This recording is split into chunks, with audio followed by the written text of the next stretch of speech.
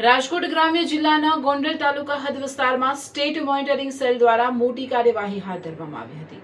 Rajkot Junagadh national highway number 27 પર ભરૂડી toll plaza નજીક દરોડો પાડી પોલીસે ટ્રકમાંથી વિદેશી દારૂનો વિશાળ જથ્થો ઝડપી પાડ્યો હતો.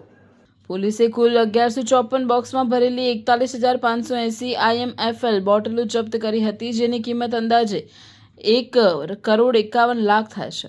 ઉપરાંત એક ટ્રક, મોબાઈલ ફોન અને અન્ય મુદ્દામાલ સહિત કુલ 1,81,00,000થી વધુનો મુદ્દામાલ કબજે કરવામાં આવ્યો હતો. આ કેસમાં ટ્રક ડ્રાઈવર ભૂરારામ કાલુરામ સરણ હોડુ ગામ બાલોતરા રાજસ્થાનની અટકાયત કરી તેને ગોંડલ તાલુકા પોલીસ સ્ટેશનને સોંપવામાં આવ્યો છે, જ્યારે દારૂના સપ્લાય ટ્રક માલિક સહિત 4 આરોપીઓને વોન્ટેડ જાહેર કરવામાં આવ્યા છે. પ્રાથમિક તપાસમાં જપ્ત કરાયેલ વિદેશી દારૂ હરિયાણા, પંજાબ, રાજસ્થાન અને ચંદીગઢની વિવિધ ડિસ્ટલરીઓમાં બનાવવામાં આવ્યો હોવાનું સામે આવ્યું છે. સમગ્ર મામલે પ્રતિબંધ અધિનિયમ અને ભારતીય ન્યાય સંહિતાની વિવિધ કલમો હેઠળ ગુનો નોંધી વધુ તપાસ હાથ ધરવામાં આવી છે. આ સફળ કાર્યવાહી PSI VN જાડેજા અને PI RK કરમતા સહિત SMCની ટીમ દ્વારા કરવામાં આવી હતી.